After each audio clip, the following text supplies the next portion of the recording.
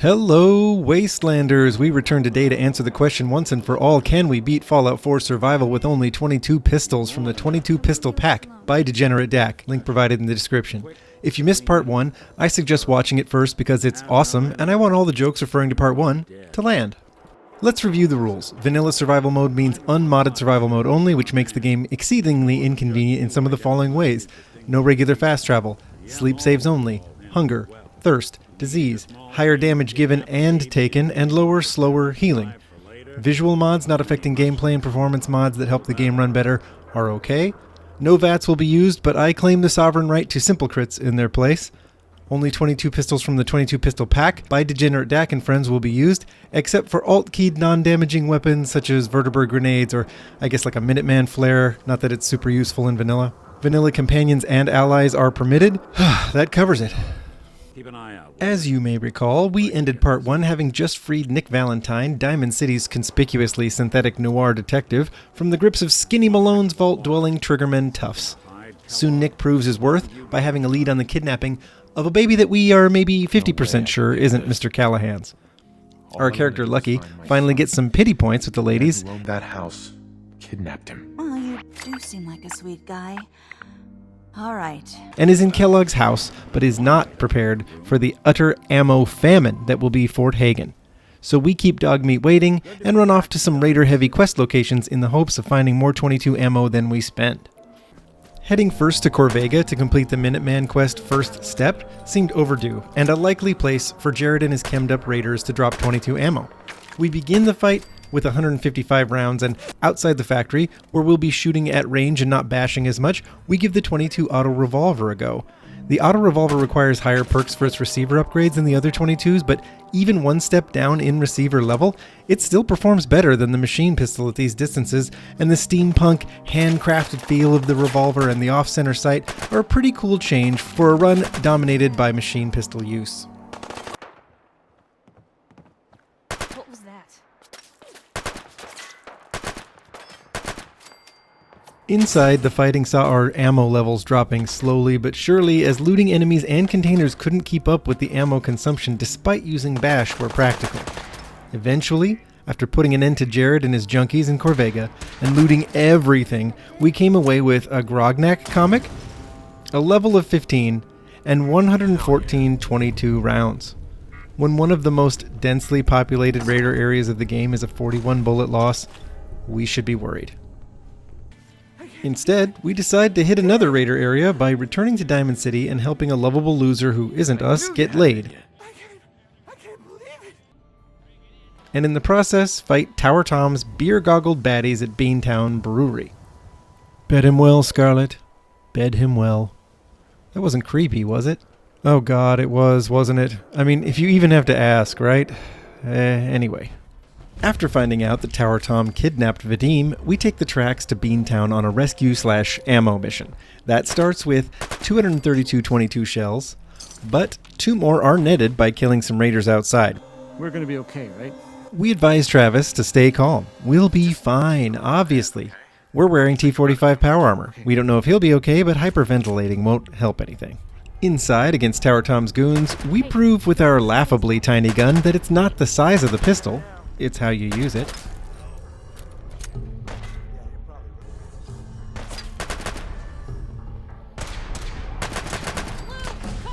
When the smoke clears, we have leveled to 16. We learn how to make picket fences like a real man. Our friend Vadim is alive.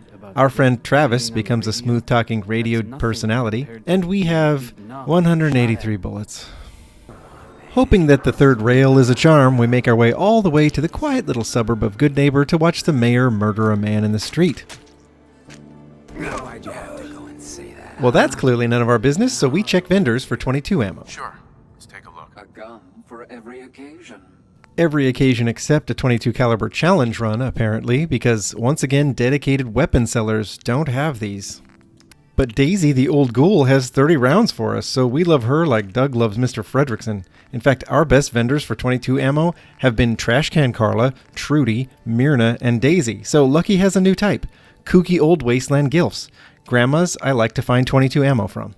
Talking to Whitechapel Charlie in the Commonwealth's most highly rated jazz club to get roofied in, we're offered a job for Good Neighbor's murderous mayor to take out the triggermen holed up in several warehouses around town. This is promising 22 farming work, so we agree.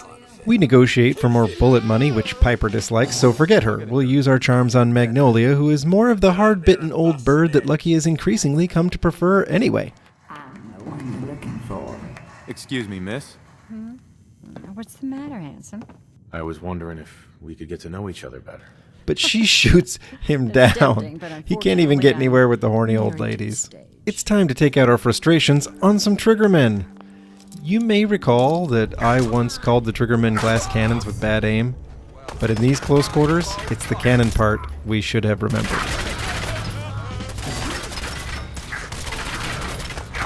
Broken-hearted, we go down in a hail of bullets like it's the Valentine's Day Massacre. On round 2, Daisy only has 17 bullets. Magnolia won't even talk to us. She literally runs the other way. Then Piper steals our thunder with a pretty decent pickup line of her own. Real great set this evening, ma'am. Of songs, that is. Oh, is it warm in here? A girl tries her best. Hoping maybe Piper had warmed Magnolia up for us, we give it another try. I was wondering if we could get to know each other better. Oh, really? Wait, this is promising. Me, an evening walk under the streetlights. Oh my god, Magnolia shoots us but down unfortunately, I'm again. married But this time, the triggermen won't.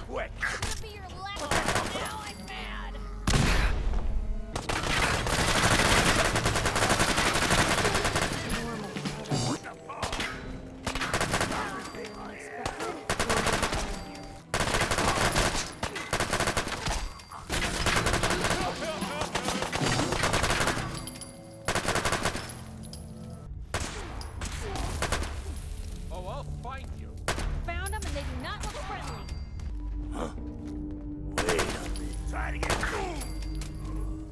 And at the end of 3 warehouses worth of tough guys, killed with bash attacks where feasible, we have a grand total of 339 rounds, our first net gain, making triggermen the best enemies to farm 22 rounds off of. After collecting from Charlie, we make one last stop on the way back to Diamond City, the combat zone. Partially in the hopes that raiders there would drop 22 ammo, and partially because of the rumors that Kate would put out. Seems this one just put us out of business. Hey, don't look at me. That's just what people are saying. I mean, I don't know how that rumor got started. To hell with them. More'll come. Just need a quick breather and I'll be ready to go. In any case, we take Kate as our new companion. About time I got out of this place. Let's go. Returning to Diamond City, we make repairs and check Myrna's 22 stock, then we return to Dogmeat and ask him to track a cigar across the Commonwealth. He truly is Revenge's best friend. Get Kellogg, boy. Take me to that son of a bitch. And following Dogmeat with 452 bullets to our name, we set off to find Kellogg in Fort Hagen. At our first clue stop, we spot a deathclaw that could ruin this attempt for us, so we strategically run away at 10 times speed until we reach Fort Hagen. Enjoy.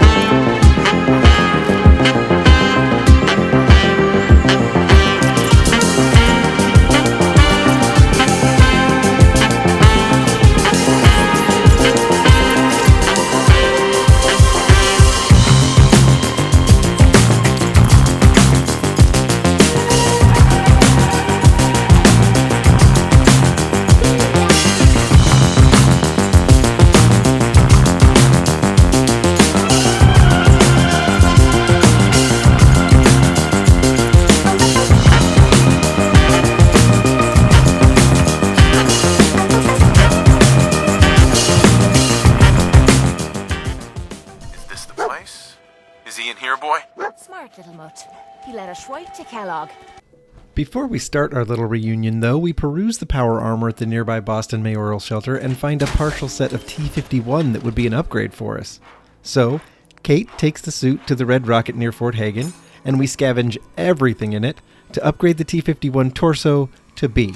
We throw some flame paint on it all, trade out the T-45 with Kate, sleep in the tank encampment across the street, and we are good to enter Fort Hagen and confront Kellogg. With 325 bullets and no chance of restocking, we pop the hatch onto the fort roof and square off against synths that are pretty dangerous to a character of our level. So cue the music, and let's get on it.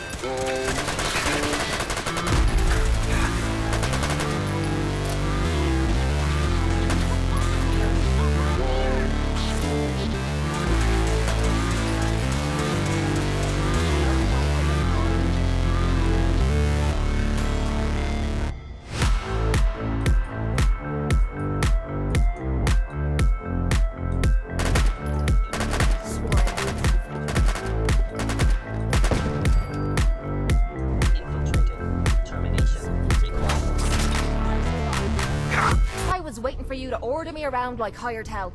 Now, so far, you've been treating me like a friend.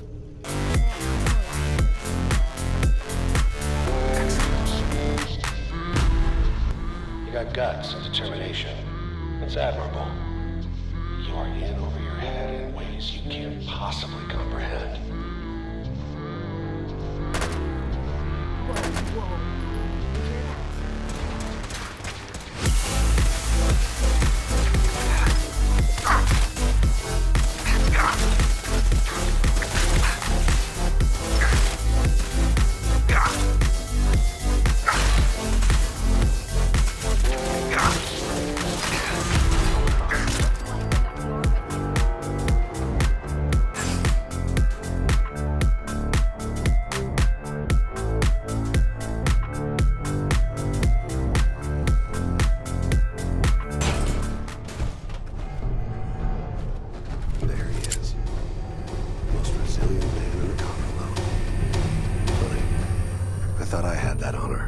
Kellogg is an iconic villain in Fallout 4 for a reason. The Kellogg fight is a crucible in a challenge like this, a true test. After conserving as much ammo as possible, we show up for the big confrontation with 163 shots. We had been leaning on our friend, Kate, as a meat shield through much of this fight so far. Would power armor be enough to protect us against the punishing damage multipliers of survival mode in this difficult boss fight? It's time to find out. So, you ready? You know I am, Kellogg. Hello?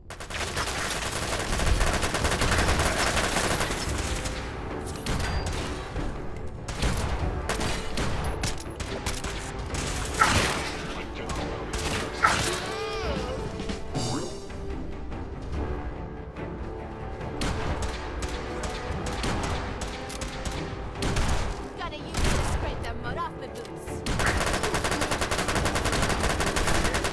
Gotta do this more often. Yes, we were ready. The poison effect on our legendary 22 machine pistol clearly helped, and we finished the fight with 84 shots to spare. Special shout out to Kate for tanking admirably. Checking for power armor at the Boston Mayoral Shelter was a good choice and helped us avoid having to run this fight on repeat. After looting Kellogg's warm body and opening the doors, we head up to the roof where the Brotherhood of Steel has arrived in spectacular fashion, bringing with them our new chosen mode of transport. People of the Commonwealth, do not interfere. Our intentions are peaceful. We are the Brotherhood of Steel. Lucky has had a good day, and it just got better, because after we hook up with the Brotherhood's beguiling battle blimp, we won't have to hoof it around the Commonwealth like a peasant anymore. Radio signal AF95 tells us to rejoin Dance at the Cambridge police station, and that is a trip worth making, so we head there straight away. Shite. What the hell is that thing? Yeah, Kate might have a little trouble fitting in with the Brotherhood crowd. When we arrive at Cambridge, we find it transformed by bustling soldiers, and Captain Dance Kells is is gonna have me do positively 100 sparkling with push-ups. excitement as he tells us we have looks orders like to we're sending report the to the big Prydwen guns. at the Boston airport. For once, we won't be running, we'll be falling with style in a Brotherhood Vertibird. And to think we got this far with a .22 pistol. That minigun in front of you is loaded and ready to fire. If you spot anything hostile during the flight, I suggest you put it to good use. Make sure If you only we properly could, identify your Dance. targets before you start. Dance is expecting us to use this minigun, that much is clear, so we're just gonna have to go through this whole ride pretending we don't see anything wrong. Yep, we saw nothing. You're speaking. And now on the Prydwen, we find ourselves surrounded by metal minigun-wielding military men, and we try not to bring any attention to the size of our weapon. Soon we find ourselves attending a speech delivered by a guy who maybe doesn't, but definitely does have a copy of Mein Kampf by his bed. Each and every one of you has surpassed my expectations. You have accomplished this amazing feat without a hint of purpose or direction. Not training deep thinkers here, is he? Without question. After Maxon reveals that the Brotherhood has come to destroy the Institute because science is evil unless the Brotherhood does it, he inducts us into the Brotherhood of Steel as a knight upon Dance's recommendation. This Brotherhood guy seems sketchy, Kate. What do you think? Your thoughts? All this walking's wearing me out. Brotherhood it is. Dance? There you are. After meeting the crew, and taking on Dance as a companion, and getting a sweet set of T-60B power armor, and leveling up well, finding out that Proctor Tegan does not carry .22 caliber rounds. Our first order, wipe out the super mutant force at Fort Strong. No big deal, if we could use the minigun on the Vertibird to take down the super mutants and the behemoth they have with them there. But this feels like the Brotherhood's asking kind of a lot from their newest member who only has a .22 pistol. Honestly, we need to look ourselves in the mirror and ask if the integrity of this challenge is worth it. By which I mean, I don't want to have to do this with just the pistol, people. But we'll give it a try with just the .22. At least if we fail, we can say we gave it a shot. Understood? Consider it done. Our mouth is writing checks our body can't cash, but Dance seems to love it. His affinity jumped big time here. It'll be a pleasure to exterminate that mutant filth. Now, we have a Vertibird on standby, fully armed and ready to depart. Use it to carry our message to Fort Strong and wipe those dirty mutants from the face of the earth. Dismissed. Well, Dance, I don't know if you're going to think this is such a pleasure by the time we're done, because that Vertibird plan is not how this is going to go down. Get on that gunship, soldier. I want Fort Strong cleared and that stockpile secured.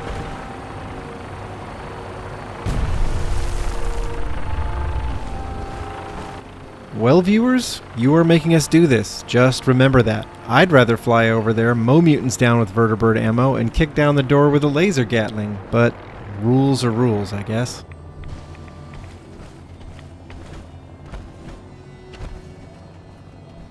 So here's the plan.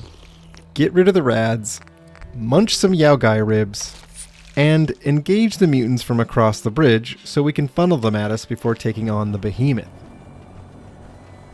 Very fortunately, Paladin Dance has shown up to support us. He really, really loves killing super mutants.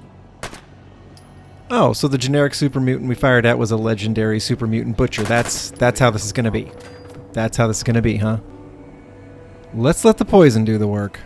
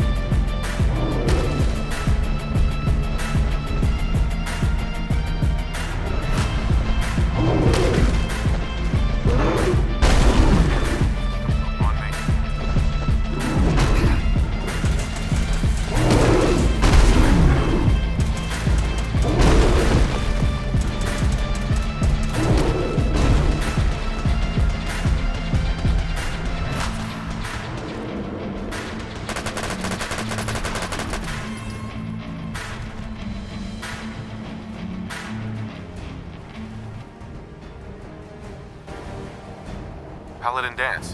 What's on your mind? So we're just not going to talk about what happened. You know, Dance, at some point you're going to have to let us in, man. And also, we want his armor. I mean, that T-60D is so strong. We are going to have to be really selective about our ammo use here, so we're going to let Dance do most of the fighting and be our meat shield, and we're just going to look for opportunities to bash the enemy as much as possible. Godless bastard! The hell with you! Also, are you hearing Dance's trash talk? He's savage.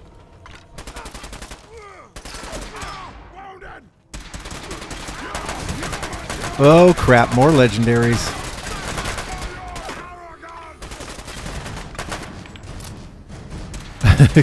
Go, Dance, go! I love this. I guess this is how he always fights, but he seems to be kind of enjoying this a little more. But we've got to find a way to contribute somehow. We can't let him do everything.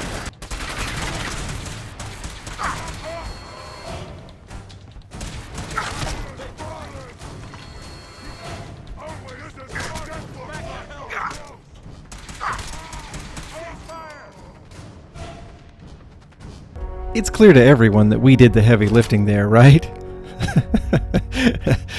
Oh, come on, we only had 4 bullets, guys. Miraculously, we find 15 more rounds in a floor safe, which we'll need for the lower floor, and all those hounds, mutants, and the one with the missile launcher. We also pick up the Covert Operations Manual Who Goes There to buff our sneak ability, which is nice because we are not trying to draw a lot of extra attention in this next fight.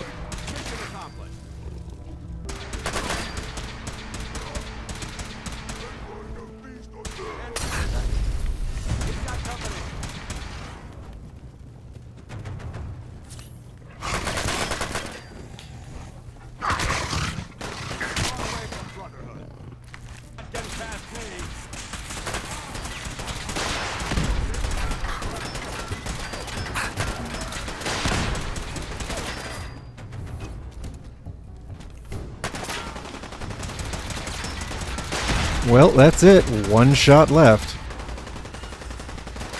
Why doesn't the missile launcher guy ever seem to run out? Why?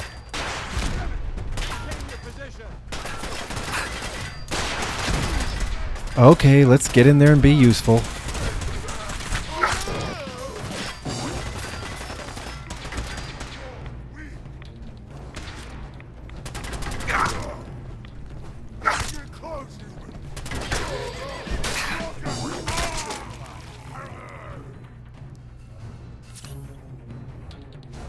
Well, there it is. We did it. We liberated Fort Strong with only a 22 pistol. I mean, and a guy who's practically immortal with an unending laser gun backing us up.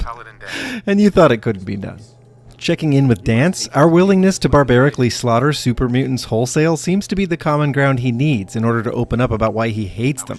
The story he tells is a doozy about his role model being killed by them and his, well, what passes for his best friend being turned into one who Dance had to put down.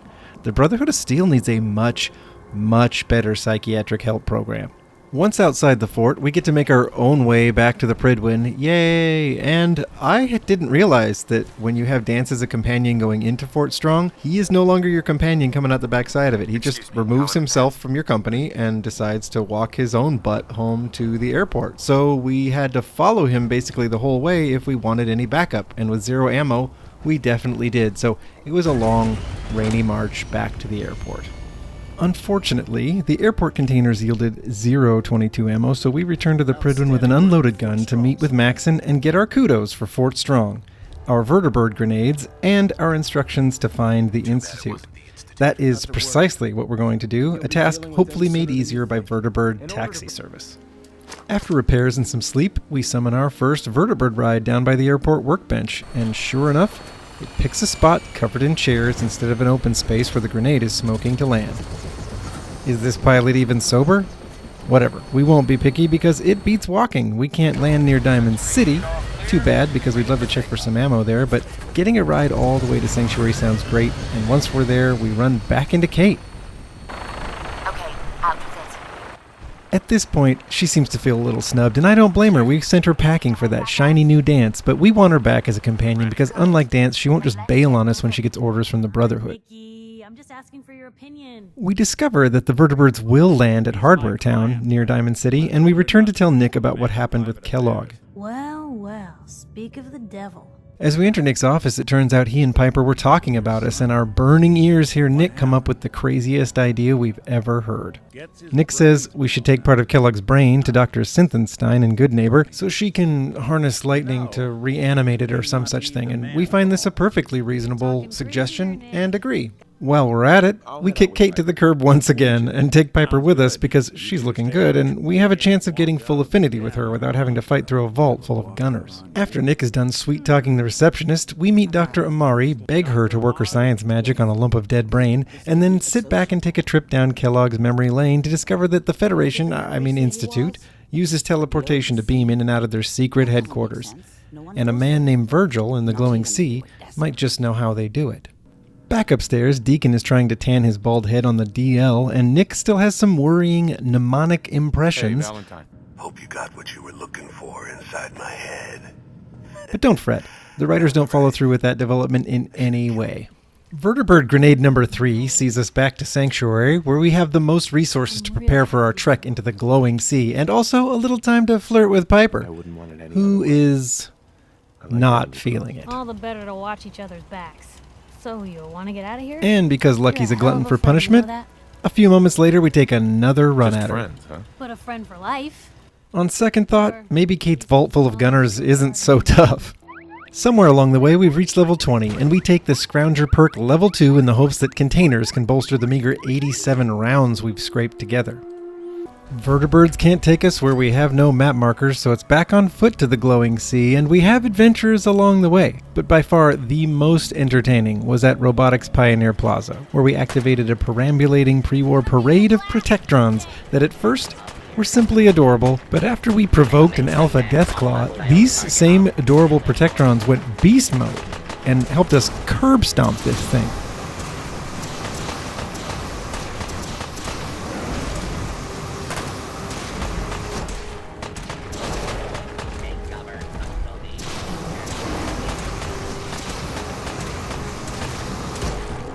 Then they stoically returned to their little pre-choreographed demonstration. It was the single greatest parade in the history of mankind.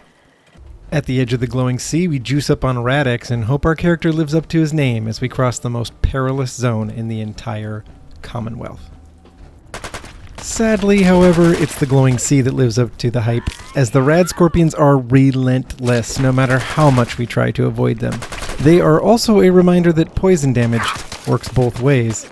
And when I say relentless, I mean Hellhounds on Robert Johnson's trail relentless.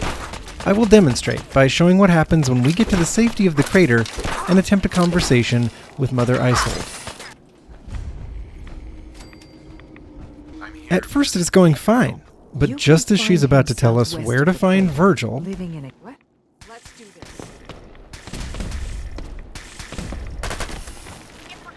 oh, we had had enough of these things and headed for higher ground, praying that Adam would deliver us. And suddenly, a miracle. Adam be praised. But that wasn't the end of it. When we began our conversation with Icehold again,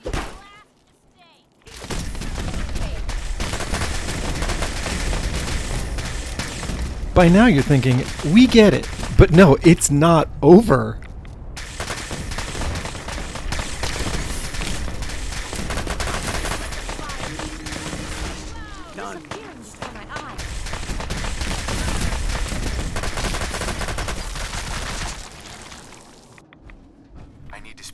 What do you need of me? Now you've seen.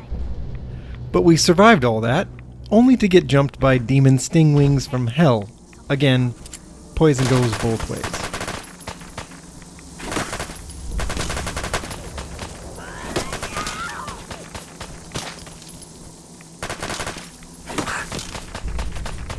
I have to admit, that might have been a nice moment to be able to use bats. Well, viewers, I lost the footage of trip number 2, where we died to Rad Scorpions that we thought were distracted by a Deathclaw, and then there was our third attempt, where we were trapped in a crack in the road and foolishly woke up a nearby Deathclaw and tried to conserve ammo towards the end of the fight.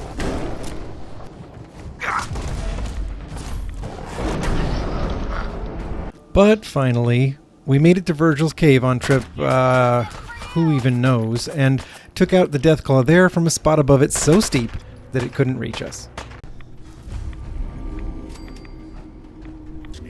Once inside, we find that through the power of science, Virgil has turned himself into the most condescending super mutant ever. And that is saying something.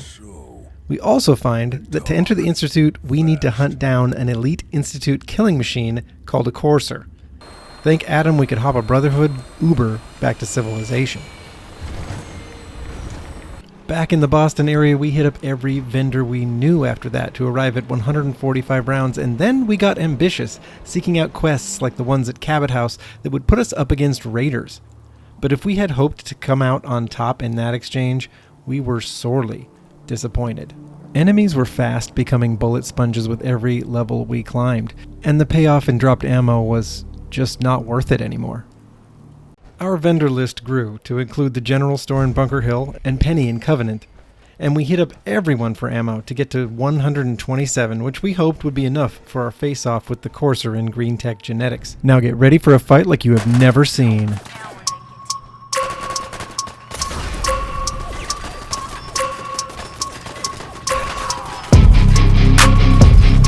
And then we reported back to Dr. Amari. Skipping the Courser confrontation was definitely an artistic choice and not determined at all by the fact that the computer stopped filming partway through Green Tech without my knowledge. We follow Amari's advice and the Freedom Trail to the Old North Church, where we uncover the headquarters of those secretive cyber-vegans, the Railroad, and they oblige us after Deacon admits he's been creepily spying on us since at least Diamond City. Taking that news back to Virgil by Vertibird this time, thank God, we receive the plans we need to build a Signal Mahuzit. And then we share this breakthrough with our frat brothers at Phi Kappa Prydwen, and they all get totally pumped for a panty raid on the Institute. I'll call ahead and brief Proctor Ingram. Report to the airport, and get to work on your project right away. We jump all over it and get the Interceptor assembled in the only spot that wonderful workbench at Boston Airport would let us. Then Maxon praises us for stepping into the untested machine like a good space monkey and instructs us to poach Institute talent and bring Dr. Lee into the Brotherhood fold, assuming we survive. Transmitting in 3, 2, 1. Stay safe, soldier.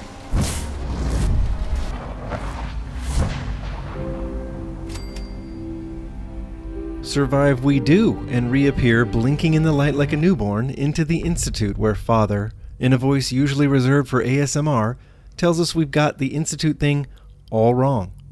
It's totally cool that the Institute wasn't satisfied with its helpful robots, that they decided to make sure this looks as much like human slave labor as possible by making helpful human robots that descend from Father's DNA. That might mean the synths being exploited by the Institute are all related to Lucky as well, but there was that whole Mr. Callahan question. Meeting Father and, spoiler alert, finding out that he is Sean comes as a shock to us. He seems to resemble Lucky after all, but his callous disregard for how others are affected by his actions makes Lucky hang on to his suspicions that this is Callahan's kid.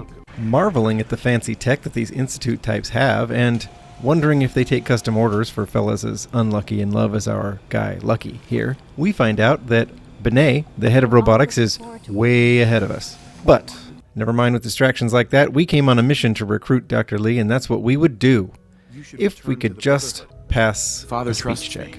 And so should you. You're wasting your breath. I'm a scientist, not a soldier.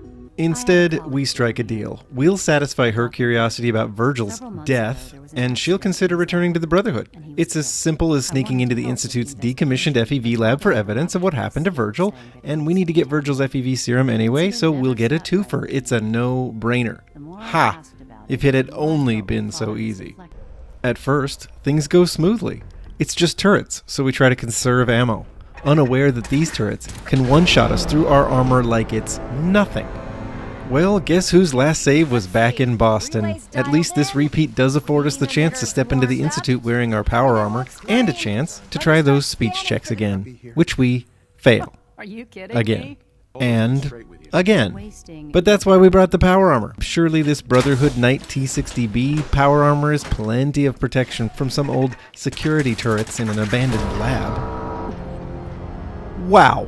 Seriously, these are some instant Godsmite of Death legend level turrets here. Spared no expense keeping us out of Virgil's crappy old abandoned lab, I guess. So on try number 3, we get wise and use a stealth boy we happen to have on us to get to the turret's terminal and deactivate them. Using our second and last stealth boy, we sneak up on the Assaultron in the next room, use up the last of our bullets, accidentally throw a Vertibird grenade, and take the Assaultron down melee to finish it off. But let's not congratulate ourselves just yet, because the next room has Godslayer security turrets, and with no ammo, we are toast. Now we'll skip a couple more frustrating death scenes to get us all back to that spot on the attempt where I made the call to allow relay grenades since they don't do direct damage. Using synths as decoys, we finally were able to pass the turrets and enter the FEV lab. Is someone engaging hostile life form?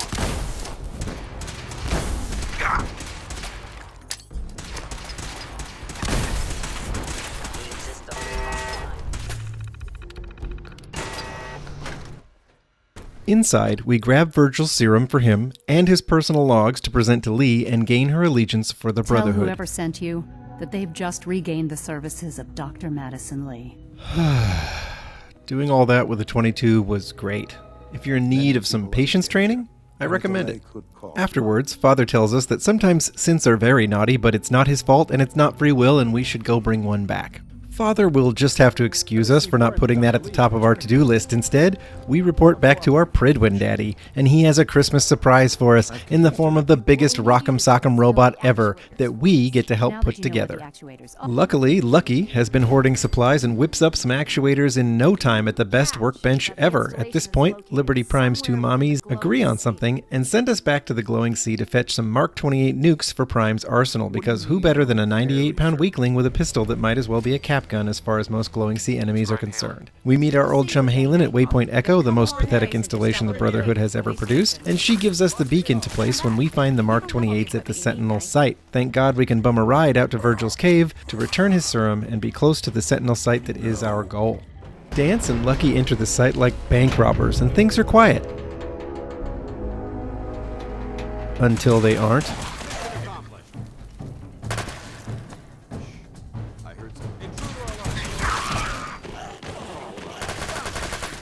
Two good legendary drops, a staggering flamer, and a penetrating missile launcher both go to Dance. But he sticks with his laser rifle for the most part as we clear the way to the stockpile.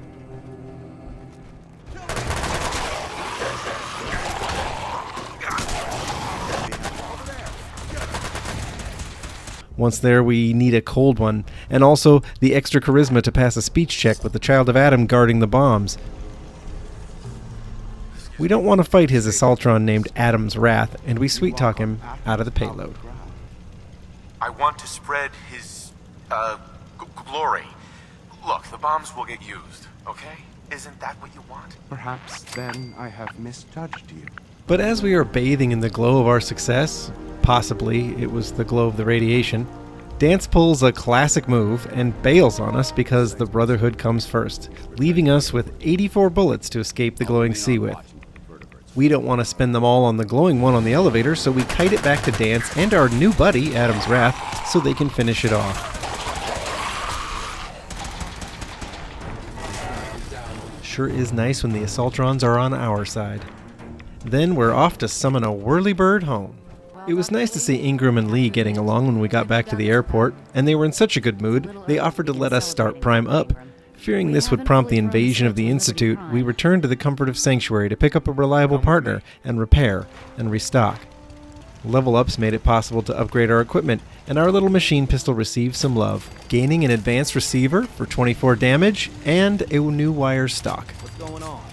And the luck kept coming as Piper gave us a long shot final chance at romance, and we somehow won her over. Interested in becoming more than just friends. Oh, I mean, I'd be lying if I reaching said her I never highest thought about affinity you and that getting way. her perk. Now, viewers, we are just a couple events away from answering the question of whether we can beat the game. If you've been enjoying the video, don't forget to give it a like and subscribe so you don't miss out on any of the fun coming up in future vids. As prepped as we could manage to get, we posed heroically in front of LP and took a deep breath before hitting the button. Liberty Prime, back online. To realize that we had been punked, and our meeting with Maxon feels like a setup. Is there anything you wish to tell me, Knight? We have been raining wins for this guy, and he wants to kill the vibe. But it's a good thing he called us here, because there was drama on the Prydwen that only our tiny gun and big heart could resolve. Dance had been revealed as a synth and fled the airport before he could be apprehended. But Halen, hoping we were Dance's best hope for a sympathetic audience, tells us where to find him. Simple enough, right? Oh, but then there were turrets. The kind that go through T-60B like a hot knife through styrofoam. And between you and me, viewer, this is where the challenge almost ended.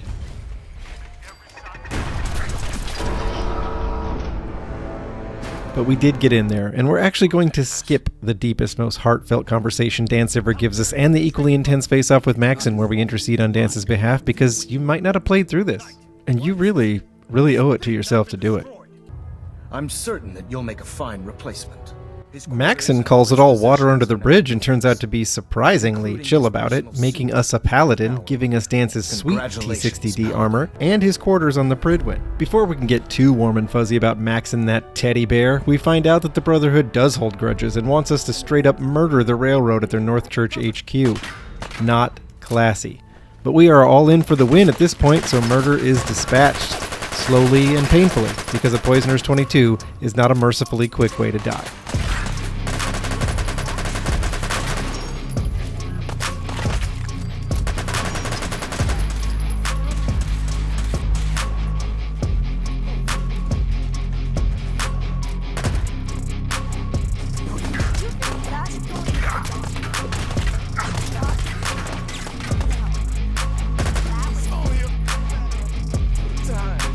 But there's no rest for the wicked, or the lucky, as we head off to the mass fusion with Ingram. There was some concern about what would happen if we didn't use the minigun to clear the synths off the roof, but thankfully the Vertibird will eventually just touch down.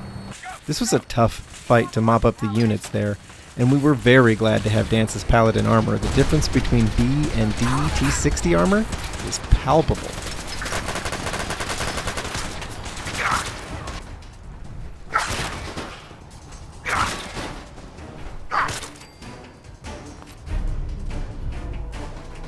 Eventually, Ingram, Preston, and Lucky were heading down the elevator. Preston's T-45 Minuteman suit was already in tatters. With no ammo to spare, we had to hold back on the descent and let our elevator mates do most of the shooting. And without many points in the hacking perk, it was up to us to find the auxiliary power switch for the elevator once it had been blown, and again, thank goodness for Dance's T-60D, it saved our bacon. Eventually, we were back on track and made it to the reactor room. This time we skipped grabbing the agitator and a very hard fight against the robot security and mass fusion, not because I didn't want to spoil it, but because I can't find the footage. It consisted mostly of taking cover in the decontamination chamber and using the last of our bullets on the sentry bot, and then ducking in and out of the doorway to gun bash the sentry into a pile of smoking circuits and metal. Once topside, we chose wisdom as the better part of valor and made our ammo-less exit toot sweet.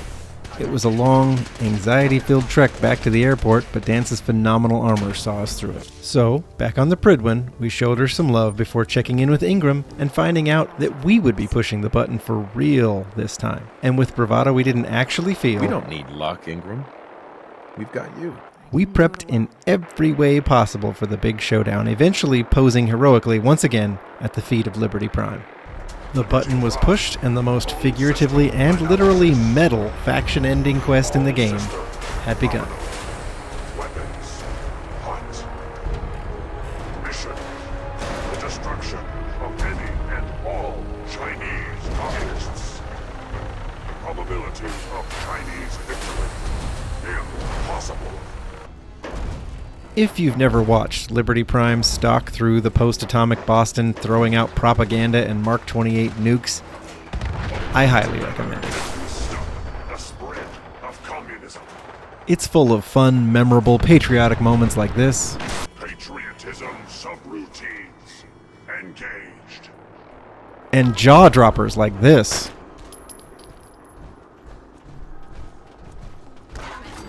He eventually gets us and our crew to the CIT ruins and does his thing, boring a hole into the relay control room and allowing us to begin the assault on the Institute itself. Lucky dives into the breach, completing Ad Victorium and leveling up. The mission is proceeding as planned, Paladin. Well done. Maxon fills us in on the plan. Get to the reactor, kill everything in our way, blow it all to hell after we relay out. It was simple and easy to remember. The hard part, going up against the most technologically advanced enemy in the Commonwealth with only 162 22 caliber bullets. Fighting our way through the abandoned Institute robotics area had its fun moment, like turning on the sentry bot and watching it wreak havoc with the Institute synths. We were a bit skittish about turrets, but the blue lasers we were facing didn't seem to have death bottled in every beam like the red ones that were so cruel earlier. Well, guess we spoke too soon. On our second go, we got further in and brawled in the Institute's main courtyard, subduing resistance and requiring us to find Father and lift the lockdown. Seeing Sean again was bittersweet. He was probably our son after all. But we had come with a purpose. To finish this freaking challenge. And so the fighting continued to the reactor, where it got very fierce, and I'm not gonna lie, we hid behind our comrades as human shields because we were basically out of bullets. And after a while, we really were out of bullets. But thankfully, we had won the day. Let's get this done, Paladin. Opening the reactor, we placed the fusion pulse charge as gently as we placed little Sean in his crib. And then we kick the tires and light the fires because no amount of luck in the world could save us from this blast if we don't get out of here. This child showed up. He claims to be the Paladin's son, sir. In the relay room, Ingram, who's a quick study on those relay controls, tells us that the child synth wants to go with us. It wouldn't be the first time we felt like we were raising a kid that might not be ours, so being softies, we tell him to tag along. Ingram relays us to the top of mass fusion safely out of the blast radius. You know what? Next time she has an itch in that power armor frame of hers, we're going to help her scratch it. The blast radius. Press that button, and you not only defeat our enemy, you restore order and decency to the Commonwealth. We've come a long way from our days of comb-overs and TV on the couch with Nora. Okay, so the comb-over is probably here to stay, and annoyingly, so is Synth Sean. But hitting that button marks a new day, a day where we can use whatever weapons we want because we will have proven that we can beat Fallout 4 vanilla survival with only a 22 pistol. And a companion. And the entire Brotherhood of Steel.